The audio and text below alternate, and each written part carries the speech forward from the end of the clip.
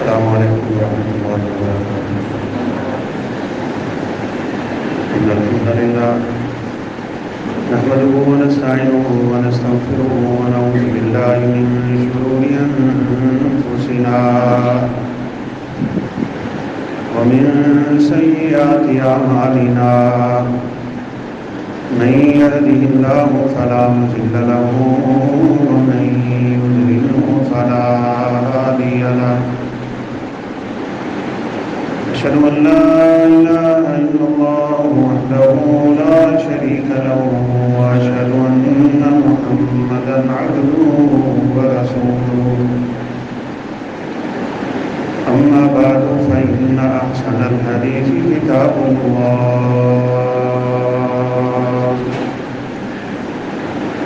وخير الهدي هدي محمد صلى الله عليه وسلم، وشر الأمور محدثاتها، وكل محدثة بدعة، وكل بدعة ضلالة، وكل ضلالة في النار.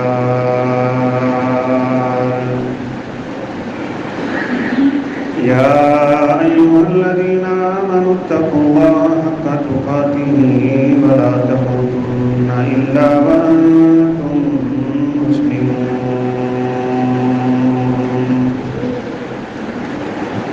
يا أيها الذين آمنوا اتقوا الله وقولوا قولا سديدا يصلح لكم أعمالكم ويغفر لكم ذنوبكم، ومن يطع الله ورسوله فقد فاز فوزا عظيما.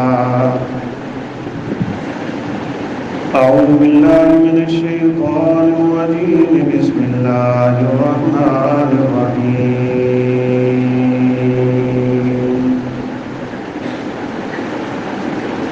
رضي الله عنهم ورضوا عنه، أولئك أصحاب الجنة هم فيها خالدون.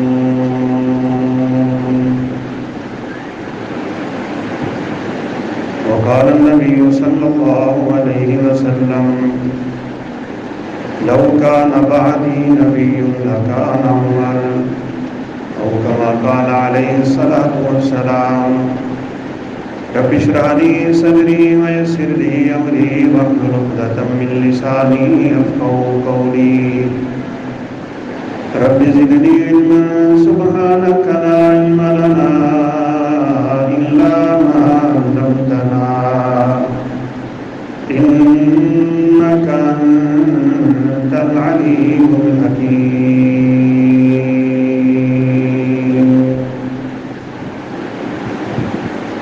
ہر قسم کی حمد و ثنا، کبریائی، بڑائی، تکبیر، تحمید، تسبیح، تحلیل، پاکیزہ اور تعریفی کلمات صرف اور صرف اللہ کا منعقدین کی شان شایان ہے.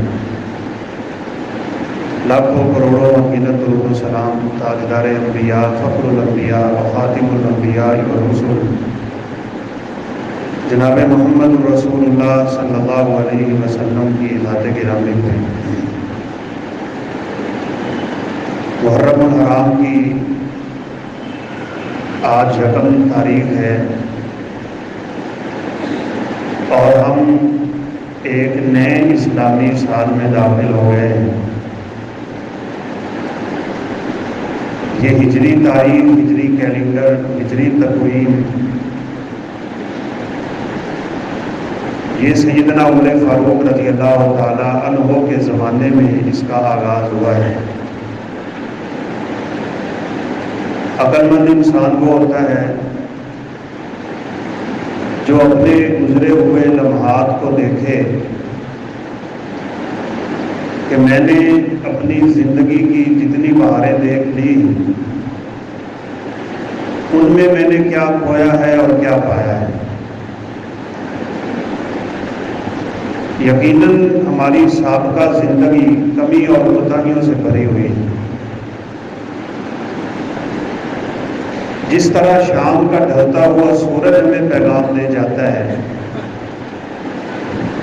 کہ ایک دن میری اور آپ کی زندگی کا سورج بھی غروب ہو جائے گا۔ یہ گزرے ہوئے ہفتے اور مہینے اور سال جو ہماری زندگی سے بیت جاتے ہیں، ان میں بھی یہ پیغام ہوتا ہے کہ آپ اپنی زندگی کی فکر کریں۔ ہر لمحہ، ہر گھڑی، ہر لحظہ، ہر آن ہم قبر کے قریب جا رہے ہیں۔ اور پھر عجیب بات یہ بھی ہے کہ ہمیں اپنی موت کا علم بھی نہیں۔ یہ کل ہی اتفاق سے رستے میں آتے ہوئے بارش کے کھڑے پانی میں موٹر سائیکل لگی بندے سے نیچے گرا، فوت ہو گیا۔ 1 سیکنڈ بھی نہیں لگا۔ قد شان والا تھا، عقل شکل والا تھا، صحت تھی، تندرستی تھی، جوانی تھی، نہ جانے وہ گھر سے کیا امیدیں لے کے نکلا تھا، لیکن اتا پتہ بھی نہیں چلا کہ وہ ہے کون ہے۔ اس لیے عقل مندی یہ ہے کہ میں اور آپ اپنی زندگی کے اختتام کی طرف توجہ دیں۔ اس کا خاتمہ کیسے ہونا چاہیے؟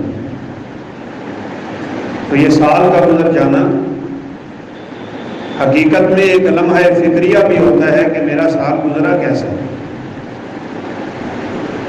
بہرحال اللہ کا مراقبین سے دعا ہے کہ وہ ہماری زندگیوں میں برکتیں نصیب فرمائے اور ہمیں زیادہ سے زیادہ نیک اعمال کرنے کی توفیق نصیب فرمائے۔ محرم الحرام کے مہینے میں رسول اللہ صلی اللہ علیہ وسلم کثرت سے روزے رکھا کرتے تھے۔ ہمارے ہاں عمومی طور پہ محرم جب داخل ہوتا ہے تو بالخصوص اس کے جو ابتدائی 10 دن ہیں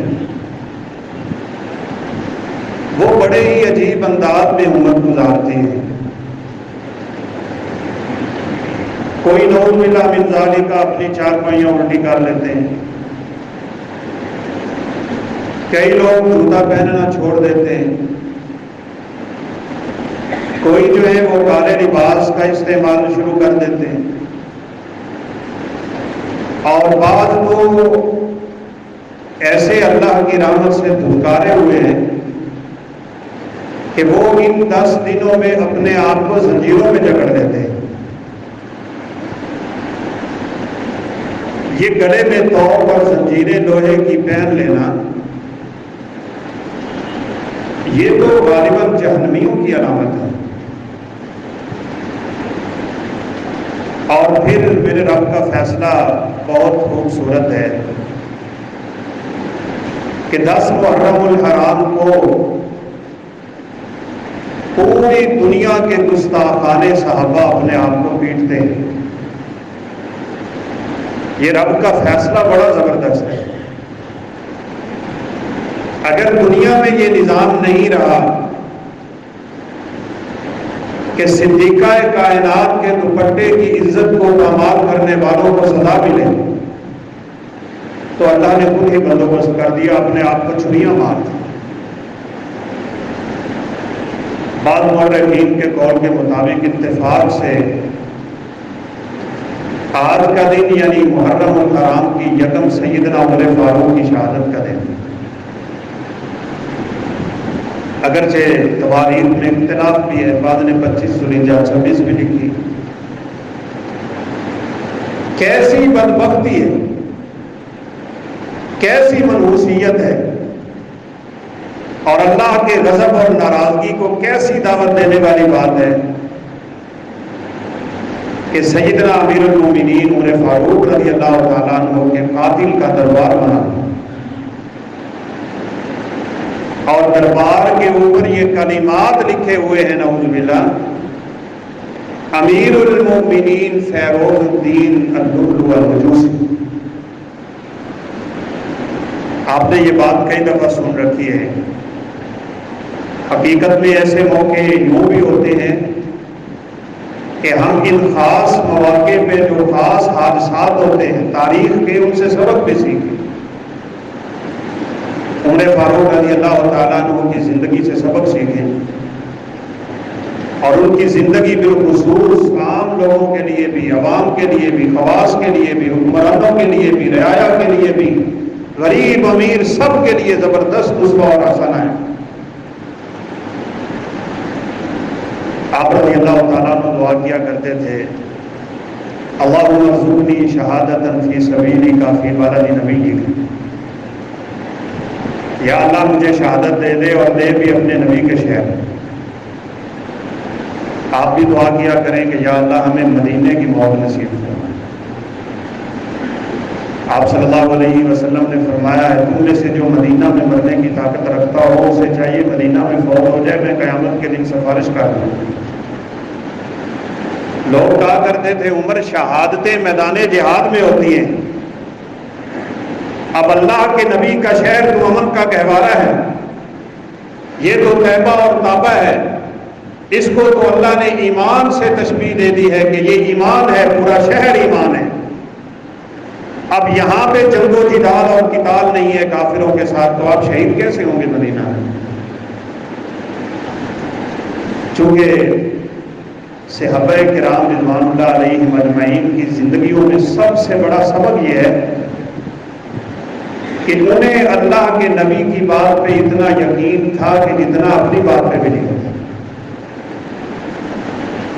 سنا ہوا تھا اللہ کے نبی سے کہ عمر شہید ہوگا، آپ تھے، ابو بکر صدیق تھے، عمر فاروق تھے، عثمان ذو النورین تھے، بہت پہاڑ ہے، حدیث مبارکہ آپ نے سنی ہوئی، فرد محبت میں آ کے وہ لہرانے لگ گیا جسے جھومنا کہتے ہیں۔ تو آپ صلی اللہ علیہ وسلم نے احد پہ پاؤں رکھا، فرمایا اسکت یا احد فإن علیک نبی و صدیق و شہیدان، احد آرام سے ٹھہر، کیا تجھے اس بات کا علم نہیں تیرے اوپر ایک نبی، ایک صدیق اور 2 شہید جا رہے ہیں؟ سنا تھا اپنی شہادت کا، اور ہمیں بھی اپنے دلوں میں اس بات کو جگہ دینی چاہیے اور اچھی طرح جگہ دینی چاہیے کہ میرے نبی نے جو فرما دیا ہے نا، وہ تو لوہے کی لکیروں سے بھی زیادہ مضبوط بات ہے۔ آپ سے بڑا صادق و مصدوق اس کائنات میں کوئی آیا نہیں۔ لکھنے والوں نے لکھا ہے سیدنا علی رضی اللہ عنہ کے بارے میں، وہ کہا کرتے تھے مجھے رات کو نیند نہیں آتی، موت کا ڈر ہمیں سونے نہیں دیتا۔ کہا اگر زندگی میں کبھی آرام کی نیند سویا ہوں تو اس رات سویا تھا جس رات اللہ کے نبی نے کہا تھا علی صبح امانتے دے کہ تم نے نکلنا ہے، اس دن یقین تھا کہ علی صبح کرے گا، کیونکہ میرے نبی کی زبان سے نکلا۔ ایمان ایسا ہو، یقین ایسا ہو، یقین تھا۔ آپ صلی اللہ علیہ وسلم کی زبان اطہر سے، زبان رسالت سے جنت کی خوشخبری بھی ملی ہوئی ہے۔ بڑے جلیل القدر صحابی ہیں، اور صحیح معنوں میں غور سے ان کی زندگی کا مطالعہ کیا جائے تو خلاصہ یہ نکلتا ہے کہ عمر نبی نہیں ہے، لیکن عمر کی زبان پہ سوائے حق کے کوئی چیز آئی بھی نہیں۔ وافقنی ربی فی سلاسل، عمر کہا کرتے تھے میرے اوپر رب کا یہ احسان ہے، میں بولتا زمین پہ ہوں، قرآن بن کے اللہ اس دنیا میں نازل فرما دیتے ہیں، میری باتیں قرآن بن کے اترتی ہیں۔ اور اسی لیے آقا علیہ السلام نے فرمایا تھا ہر امت میں ایک محدث گزرا ہے کہ جس کے پاس فرشتہ تو نہیں آتا لیکن اللہ کے پیغام ضرور آ جاتے ہیں، الہام ہوتا ہے، القاء ہوتا ہے، ان کے اوپر اللہ اپنی وحی ان کے دل پہ ڈال دیا کرتے ہیں۔ آپ نے فرمایا لوگوں میری امت میں اگر کسی نے وہ شخص دیکھنا ہو عمر فاروق کو دیکھو۔ مدینہ منورہ تشریف آوری ہوئی، امہات المومنین گلیوں میں نکلتی، مسجد میں نماز پڑھنے کے لیے جاتی، صحابہ کی بیویاں جایا کرتی، مدینے کے منافق اور اوباش بعض دفعہ آواز لگا لیتے، عمر سے برداشت نہیں ہوا، کہا آقا کوئی انتظام کیا جائے کہ ان کو یہ ضرورت نہیں ہونی چاہیے کہ یہ آواز کیوں لگاتے ہیں، یہ منچلے نوجوان جو ہوتے ہیں نا، جن کے جوش اور ہوش برابر ہو چکے ہوتے ہیں، ان سے پوچھا جاتا تھا تم یہ حرکتیں کیوں کرتے ہو؟ تو چونکہ اس وقت لونڈیوں کا بڑا رواج تھا، وہ کہتے تھے ہمیں کیا پتا یہ لونڈی ہے کہ آزاد عورت۔ عمر فاروق نے دماغ میں یہ بات سوچی، آپ صلی اللہ علیہ وسلم کے گوش گزار کر دی، کہا آقا میرا دل کرتا ہے آج کے بعد ہماری بیویاں بیٹیاں بہنیں اپنے گھر سے نکلیں تو پردہ کر کے نکلا کریں۔ ابھی پردے کے احکامات نازل نہیں ہوئے، رسول اللہ صلی اللہ علیہ وسلم خاموش ہیں۔ وما ينطق عن الهوى ان هو الا وحی یوحی، میرے نبی کے پیغامات بھی تو وحی الہی ہوا کرتے تھے، ابھی اللہ کا حکم نہیں آیا، میرے نبی خاموش ہیں۔ عمر فاروق کا مشورہ ہے، اللہ احکم الحاکمین نے آیات اتاری، یا ایھا النبی قل لازواجک وبناتک ونساء المؤمنین یدنین علیہن من جلابیبہن، اے نبی اپنی بیویوں کو بھی کہہ دو، اپنی بیٹیوں کو بھی کہہ دو، اور ہر مسلمان کی بیٹی کو یہ پیغام دے دو، آج کے بعد جو عورت بھی اپنے گھر سے نکلے گی وہ پردہ کر کے نکلے۔ عمر کی زبان پہ قرآن نازل ہوتا ہے، اور ایک موقع تو ایسا بھی آیا بدر کے قیدی اللہ کے نبی کے سامنے کھڑے ہیں، بڑے بڑے 70 ان کے سردار قتل ہو چکے ہیں، آقا علیہ الصلوۃ والسلام کا مشورہ ان قیدیوں کے ساتھ کیا کیا جائے، اور بڑے اتفاق کی اور بڑی عجیب سی بات تھی کہ سامنے چچا بھی، عباس کی مشکیں بھی صحابہ نے کسی ہوئی، اللہ کے نبی کی بیٹی کا خامد بھی سامنے کھڑا ہے اور قیدیوں نے اس کی مشکیں بھی کسی ہوئی، بڑے بڑے رشتہ دار ہیں اور سامنے کھڑے۔ مشورہ طلب ہوا، عمر جیسا مومن اور عمر جیسا ایمان کا قوی کائنات میں کوئی نہیں ہے، صداقت میں ابو بکر کی مثال نہیں ہے، اور ایمان کی قوت میں عمر کی کوئی مثال نہیں ہے۔ کہا آقا آج وقت ہے اسلام کی سربلندی کا، ان کے 70 مار دیے گئے ہیں، ان 70 کے بارے میں میری رائے یہ ہے میرے رشتہ دار میرے حوالے کریں، میں ان کی گردنیں اڑا دیتا ہوں۔ عمر کے رشتہ دار عمر گردنیں اڑائے گا، ابو بکر کے رشتہ داروں کی ابو بکر گردنیں اڑا دیں، عثمان ذو النورین کے رشتہ داروں کے حوالے کر دیے جائیں۔ آج بڑا موقع ہے اسلام کا جھنڈا گاڑنے کا، لیکن میرے نبی بڑے رحیم ہیں، بڑے شفیق ہیں، بڑے کریم ہیں، بڑی عزت کا اور بڑی ہی رحم دلی کا معاملہ کرنے والے ہیں۔ آپ تو دشمنوں سے بھی چاہتے تھے کہ اس نے سلوک کر کے ایمان کی وہ دولت ان کے دل میں محبت بن کے ڈال دیجیے۔ ابو بکر تمہارا کیا مشورہ ہے؟ ابو بکر رضی اللہ تعالیٰ عنہ بہت ذہین انسان تھے، اور ان کی بیٹی عائشہ بھی بڑی ذہین تھی، اور ذہانتیں اللہ ان لوگوں کو دیتا ہے جن میں ایمان بڑا ہوتا ہے۔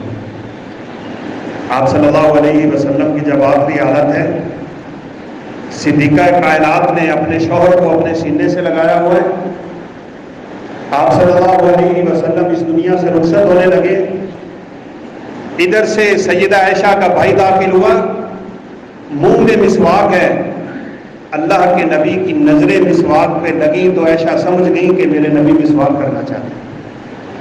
بیوی ہوتی ہی وہ ہے جو اپنے خامن کے اشاروں کو بھی سمجھے، جلدی سے مسواک پکڑا، زبان میں چبایا، چبا کے آقا کے منہ میں دے دیا، اور فرمایا کرتی تھی لوگوں میں وہ خوش نصیب عورت ہوں کہ جب نبی اس دنیا سے گئے تھے میرا لعاب نبی کے لعاب سے ملا ہوا تھا، میرا چہرہ نبی کے چہرے سے ملا ہوا تھا، اور جب نبی اس دنیا سے گئے ہیں تو میں نے ان کو اپنے سینہ مبارک سے لگایا ہوا تھا۔ بڑی ذہین، ابو بکر بھی بڑے ذہین، وہ سمجھ گئے کہ نبی صلی اللہ علیہ وسلم کیا چاہتے ہیں۔ کہا میری رائے یہ ہے ہم ان سے فدیہ لے کے ان کو چھوڑ دیتے ہیں، ابھی ہماری حالت بھی کمزور ہے، ایک تو مالی استحکام حاصل ہو جائے گا، اور دوسرا ان پہ ہمیشہ ہمیشہ کے لیے ہمارا احسان ہو جائے گا۔ آپ صلی اللہ علیہ وسلم نے مشورہ قبول کیا، قیدیوں کو چھوڑ دیا۔ اگلے دن عمر فاروق گھر سے نکلے، اللہ کے نبی بھی رو رہے ہیں، ابو بکر صدیق بھی رو رہے ہیں۔ کہا آقا کیا ہوا؟ کہا عمر کو آیتیں اتر آئی ہیں، جو تو چاہتا تھا وہی عرش والا خدا چاہتا تھا، اللہ نے آیتیں اتاری ہیں، ما کان لنبی ان یکون له اسرا حتی یسکن فی الارض تریدون عرض الدنیا۔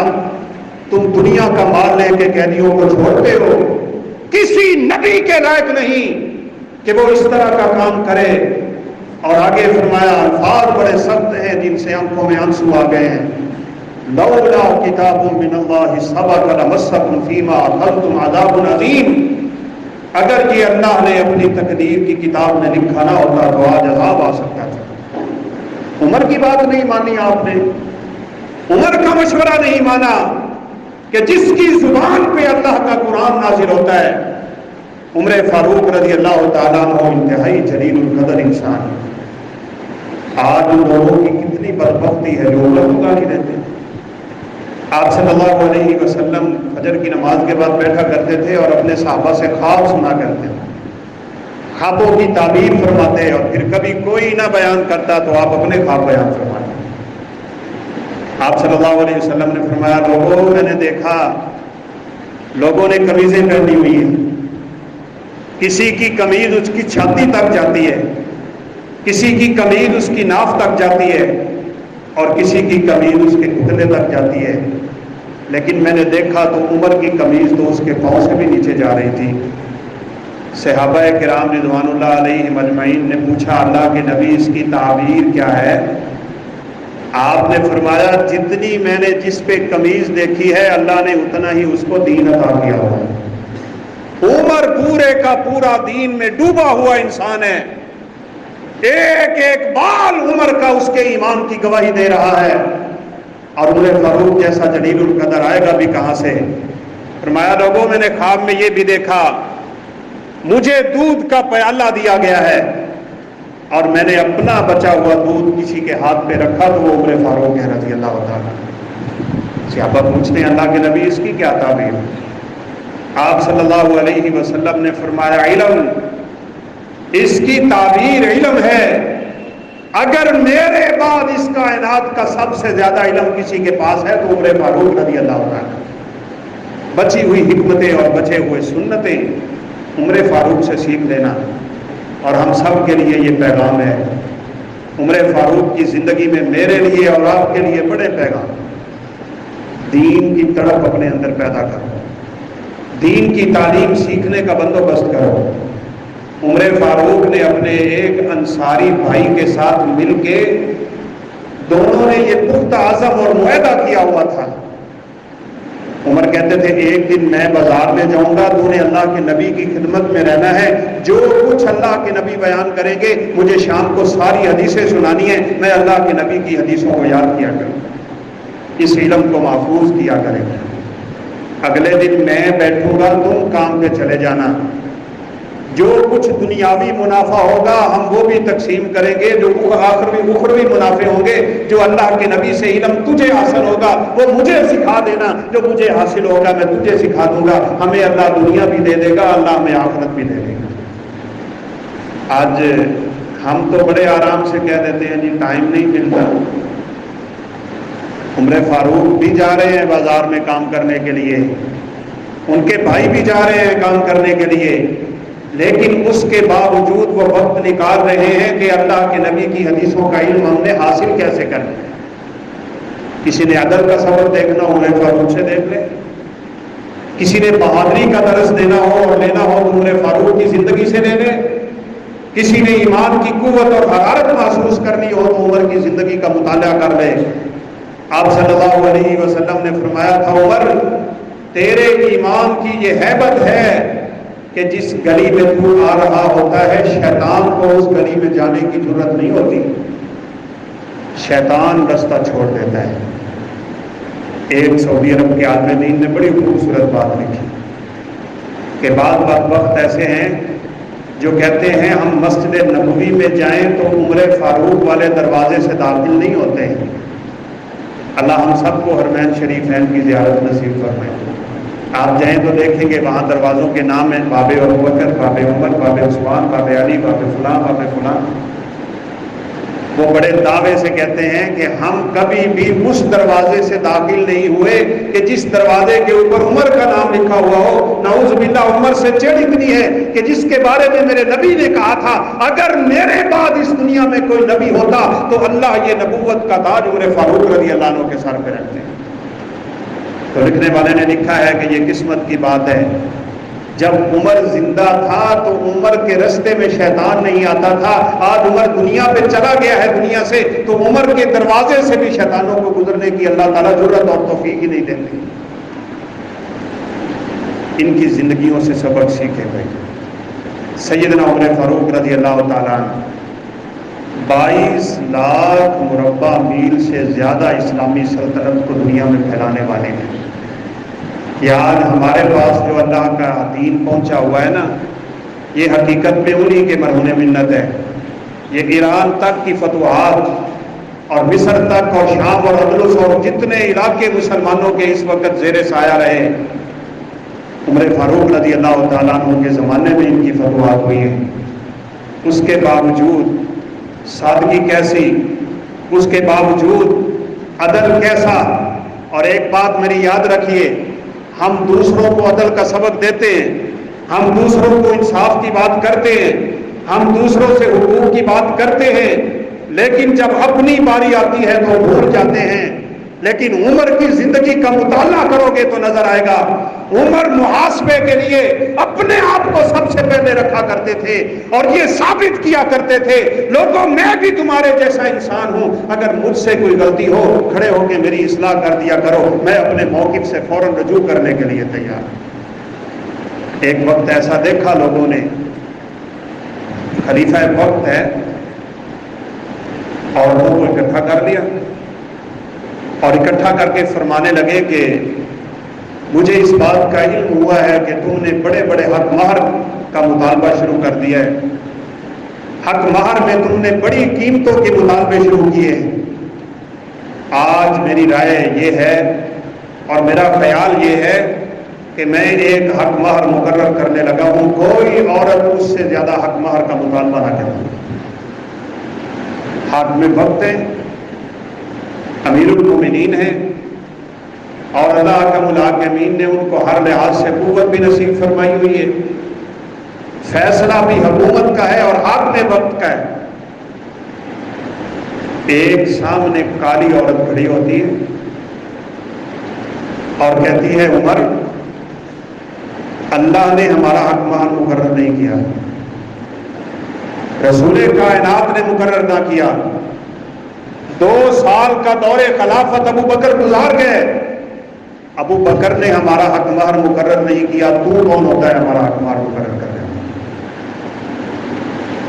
اب آپ سوچیں، ایک تھوڑی سی بھی صلاحیت رکھنے والا آدمی یہ بات برداشت نہ کرے، عورت ہے اور الفاظ ہیں کہ عورت بھی کالی ہے، ایسی کہ جو غلامی کی زندگی میں ہوگی صاحب ظاہر ہے۔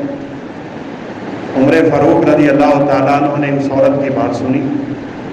قرآن میں ہے علی الموسع قدرہ وعلی المقتر قدرہ، چلے اتفاق سے بات آ گئی ہے تو یہ بھی ہم کر دیتے ہیں۔ آج کل شادیاں ہوتی ہیں تو لوگ کہتے ہیں جی شرعی اقمار لکھ لو، شرعی اقمار۔ تو بھائی کس نے کہا شرعی اقمار ہوتا ہے؟ کوئی شرعی اقمار نہیں ہے، جتنی طاقت ہے اتنا حق مار دو، یہی اللہ کا فیصلہ ہے، یہی میرے نبی کا فیصلہ ہے۔ جس کے پاس کچھ نہیں وہ اپنی طاقت کے مطابق دے، جس کے پاس بہت کچھ ہے وہ اپنی طاقت کے مطابق دے۔ لاکھوں کروڑوں کا خرچے کرنے والے وہاں کہتے ہیں جی شرعی اقمار لکھ لو 5000، پتہ نہیں 5 ہے کتنا ہے، کوئی شرعی اقمار نہیں۔ عمر فاروق رضی اللہ تعالیٰ عنہ کے سامنے کھڑے ہو کے اس عورت نے اتنی بات کی ہے، عمر قرآن نے نہیں کیا، اللہ کے نبی نے نہیں کیا، ابو بکر صدیق نے نہیں کیا، آپ کو یہ ضرورت کیسے ہے کہ آپ ہمارا حق مہر مقرر کر رہے ہیں؟ عمر فاروق رضی اللہ عنہ کی زبان سے نکلا اصابت المرء واخطأ الرجل، اور لوگوں سن لو یہ عورت سچ بول رہی ہے، عمر فاروق سے غلطی ہو گئی۔ چھوڑ دیا اپنے موقف کو، اللہ کے نبی کی بات پہنچ جائے، اللہ کا حکم پہنچ جائے، مومن ہوتا ہی وہ ہے جو اپنی مرضی کو فوراً ترک کر دیا کرتا ہے۔ ایک مجلس میں ایک صحابی حاضر ہوئے، اور حاضر بھی کسی کے ساتھ ہوئے، عمر فاروق سے اجازت لے کے ان کے غلام سے کہا یار مجھے بھی آج عمر کی مجلس میں لے کے چلو۔ عمر جب بھی مجلس لگاتے تھے حافظ صحابہ کو اپنے قریب قریب بٹھاتے تھے۔ یہ بھی آج کل بڑا سوچنے کا مقام ہے۔ حافظوں کی قدر، قاریوں کی قدر، عالموں کی قدر، یہ ان لوگوں کی زندگیوں کا بہت بڑا حصہ اور بہت بڑا درس اور سبق ہوا کرتا ہے۔ ابن عباس چھوٹے تھے لیکن عمر فاروق اپنی مجلس میں بڑے بڑے صحابہ کے ساتھ اس لیے بٹھایا کرتے تھے کہ جتنا علم اللہ نے عبداللہ بن عباس کو قرآن کا دیا ہے یہ عام لوگوں کے پاس نہیں ہے۔ کہا کرتے تھے لوگ پھر ہم بھی اپنے بچوں کو لے آئیں، کہا کبھی بتاؤں گا کہ ابن عباس کو مجلس میں بٹھایا کیوں کرتا ہوں۔ ہمیشہ ان صحابہ کو جو قاری قرآن اور حافظ قرآن ہوتے تھے ان کو اپنے قریب قریب بٹھایا کرتے۔ اللہ ہمیں توفیق دے کہ ہم بھی ان حافظوں اور قاریوں کی قدر کر سکیں۔ آپ نے کل کا واقعہ سنا ہوگا، قاری صاحب کو مسجد والوں نے رہائش دی ہوئی ہے، مسجد عالی شان ہے، مسجد ڈبل منزلہ ہے، اس کے لنٹر ونٹر پھرے ہوئے ہیں، اور قاری صاحب جو ہیں ان کو ایسا گھر دیا ہے، کل کی بارش میں چھت گری، 3 بچے اور بیوی اس میں اللہ کے حکم سے شہید ہو گئے، اور قاری صاحب بیچارے کی کیا رہ گیا اس دنیا میں۔ ہمیں قدر کوئی نہیں ہے، سیدھی بات ہے۔ مسجدوں پہ ہم لاکھوں کروڑوں لگانے کے لیے تیار ہیں، بلکہ مجھے ساتھی نے ایک میسج کیا کہ حویلی لکھا کی ایک مسجد کا یہ حال ہے، چھوٹی سی مسجد میں 6 AC لگے ہوئے ہیں، اور وہاں کے قاری صاحب سے پوچھا آپ کی تنخواہ کتنی ہے؟ انہوں نے کہا 6000 ہے۔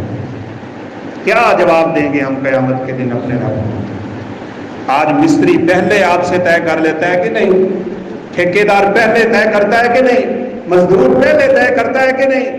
وہاں ہم سب کچھ دینے کے لیے تیار ہیں، وہاں لاکھوں لگانے کے لیے تیار ہیں، لیکن ہم نے ان قاریوں اور حافظوں کو اس شان سے گرا دیا کہ قاری صاحب اور حافظ صاحب کو 10-15 ہزار دے کے بس ہم سمجھتے ہیں کہ ان کے اوپر ہم نے بڑا احسان کرا۔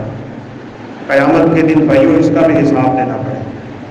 رسول اللہ صلی اللہ علیہ وسلم نے تو فرمایا تھا مزدور کا پسینہ خشک ہونے سے پہلے اس کی مزدوری دے دیا کرو۔ کیا پورا مہینہ امامت کروانے والا، آپ کے بچوں کو پڑھانے والا، اور پھر اتنے بدبخت بھی لوگ دیکھے گئے ہیں جو وہاں سے داخل ہوتے ہی قاری صاحب پہ آوازیں کسنا شروع ہو جاتے ہیں، قاری صاحب تسی صفائی سیدھیاں نہیں کیتیاں، تھوڑے سپیکر ہی صحیح نہیں چل رہے، یہ مسجد کی صفائی نہیں ہوئی، یہ اس کا اگر کام تھا تو نعوذ باللہ اس کو مصلی رسول پہ کیوں کھڑا کرتا؟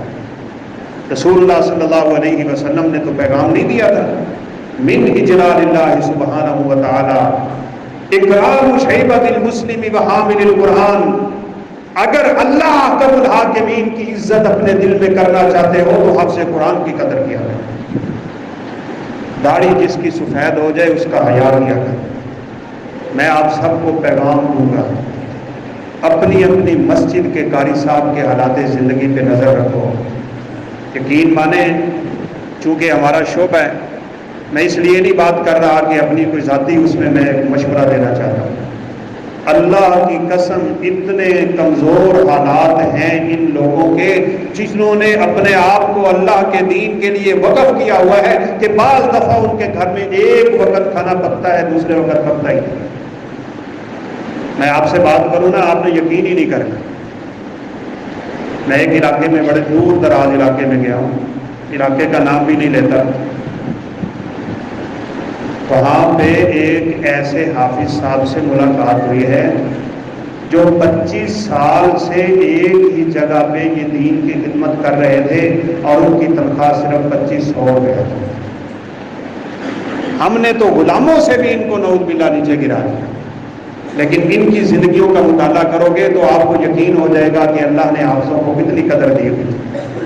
رسول اللہ صلی اللہ علیہ وسلم کے وہ صحابہ جو بدر کے میدان میں شہید ہوئے تھے نا، آپ ایک ایک قبر میں دو دو کو اتارتے تھے، قبریں کم تھی، ایک کفن کو پھاڑ کے دو دو صحابہ پہ دیا جاتا تھا کہ کفن کم تھے۔ تو اللہ کے نبی دو بندوں کو قبر میں اتارنے سے پہلے پوچھا کرتے تھے، بتاؤ ان میں حافظ قرآن کون ہے؟ جو حافظ ہوا کرتا تھا اس کو اللہ کے نبی قبلہ کی جانب کیا کرتے تھے۔ عمر فاروق رضی اللہ تعالیٰ عنہ نے ان صحابہ کو جن کو اللہ نے قرآن دیا تھا نا، آپ کو پتہ ہے، میں نے آپ کو بات پچھلے جمعے میں بھی کی ہے کہ عمر فاروق رضی اللہ تعالیٰ عنہ جب شہید ہونے لگے، نماز پڑھانے کے لیے نکلے، فجر کی نماز ہے، قرات بڑی لمبی کیا کرتے تھے، اور فجر کی قرات میں لمبی قرات ہی نبی صلی اللہ علیہ وسلم کی سنت بھی ہے۔ ابھی قرات شروع کی کہ ان کے اوپر خنجر کے وار ہو گئے،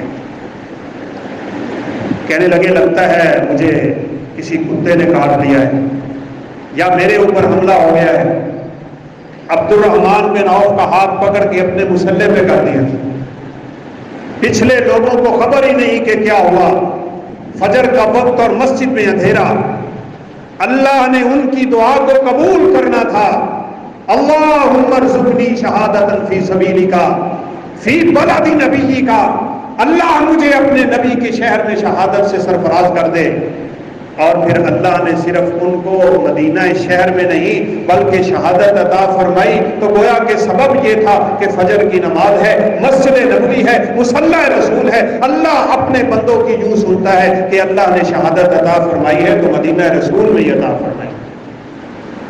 زخم بڑے گہرے تھے۔ اس بدبخت سے بات صرف اتنی ہوئی تھی کہ مغیرہ بن شعبہ کا غلام ہے، آ کے شکایت کی عمر سے، کہا مغیرہ کام بہت زیادہ لیتا ہے، مجھے تنخواہ کم دیتا ہے، فوراً بلایا، عدل عمر تو پوری دنیا میں مشہور ہے نا، فوراً بلا کے کہا مغیرہ تم اس کے اوپر کیوں زیادتی کرتے ہو؟ یہ مجوسی صحیح، یہ رب کا منکر ہی صحیح، یہ آگ کا پجاری ہی صحیح، یہ رب کے نافرمانی کرنے والوں میں سے ہی صحیح، لیکن یہ تقاضا نہیں ہے عدل کا کہ تم اس کے ساتھ ظلم اور زیادتی کرو، بتاؤ بدلہ دینا پڑے گا، تم اس کے ساتھ زیادتی کیوں کرتے ہو؟ عمر فاروق رضی اللہ عنہ کے سامنے مغیرہ نے معاہدہ نکال دیا، کہا ہمارا معاہدہ ہے اتنا کام کرے گا اتنا میں اس کو معاوضہ دوں گا، اسی کے مطابق دے رہا ہوں، یہ اپنے معاہدے سے مکر کے مجھ سے زیادہ پیسوں کا مطالبہ کر رہے ہیں۔ عمر فاروق رضی اللہ عنہ نے اس کو ڈال دیا، کہا پھر تم میرے ساتھ یہ معاملہ کرنے آ گئے ہو؟ بس اس نے دل میں رکھا، خنجر ہی بناتا تھا بدبخت، دو بھاری خنجر زہر میں بجھا ہوا عمر فاروق کے لیے تیار ہے۔ عمر فاروق پہ حملہ کیا، جو صحابہ پکڑنا چاہ رہے تھے اس نے 13 سے 14 صحابہ کو زخمی کر دیا، ان میں سے غالباً 6 صحابہ اس دنیا سے رخصت ہو گئے تھے۔ عمر فاروق رضی اللہ تعالیٰ عنہ کی انتڑیاں پیٹ سے باہر آ گئی، پانی پیا وہ بھی نہیں، دودھ پیا وہ بھی نہیں۔ حکیم اور طبیب نے کہا کہ بس لگتا ہے عمر فاروق کا آخری وقت ہے۔ 3 دن تک فرمایا اب تم نے مجلس کرنی ہے، 3 دن کی مجلس میں مصلی رسول پہ اگر امامت کے لیے کوئی کھڑا ہوگا تو وہ صہیب رومی رضی اللہ تعالیٰ غلام ہے لیکن حافظ قرآن کی بڑی دولت ہے ان کے پاس۔ سیدنا عمر فاروق کا جنازہ بھی صہیب رومی رضی اللہ تعالیٰ عنہ نے پڑھایا۔ آپ اگر نہیں ہمیں کرنا چاہیے، اللہ توفیق دے، مطالعہ کیا کریں ان صحابہ کرام رضوان اللہ علیہم اجمعین کی ہستیوں کو اللہ نے کتنی شان دی، کتنا مقام دیا۔ اس طرح کی کتابوں کے مطالعے سے انسان کی زندگی میں تبدیلی آتی ہے۔ اس وقت چونکہ وقت بہت کم رہ گیا، میں بات ختم کرنا چاہ رہا ہوں۔ صحابہ کرام کی زندگیوں میں بہت سی کتابیں لکھی ہوئی ہیں، ایک بڑی ہی خوبصورت کتاب ہے جو انشاءاللہ آپ پڑھیں گے تو آپ کی زندگی میں تبدیلی آ جائے گی۔ کتاب کا نام ہے حیات صحابہ کے درپیشہ پہلو، محمود احمد غضنفر صاحب اس کے مترجم ہیں۔ اصل عربی میں کتاب ہے اور بڑا خوبصورت ترجمہ ہے۔ کسی اردو بازار میں آتے جاتے بھائی کو آپ کہہ دیں کتاب کو منگوائیں، مطالعہ کریں اور صحابہ کرام رضوان اللہ علیہم اجمعین کی سیرت اور صورت سے سبق حاصل کریں۔ اللہ رب العالمین سے دعا ہے کہ اللہ تعالیٰ ہمیں ان صحابہ کے نقش قدم پہ چلنے کی توفیق نصیب فرمائے۔ اللہ ہمیں ایمان کی دولت اور ایمان کی نعمت وہ سرفراز کر دے جو اللہ نے اپنے صحابہ کرام کو عطا فرمائی ہوئی تھی۔ اللہ ہمیں قیامت کے دن انہی کے ساتھ جنت الفردوس میں جمع فرما دے۔ وآخر دعوانا الحمدللہ رب العالمین۔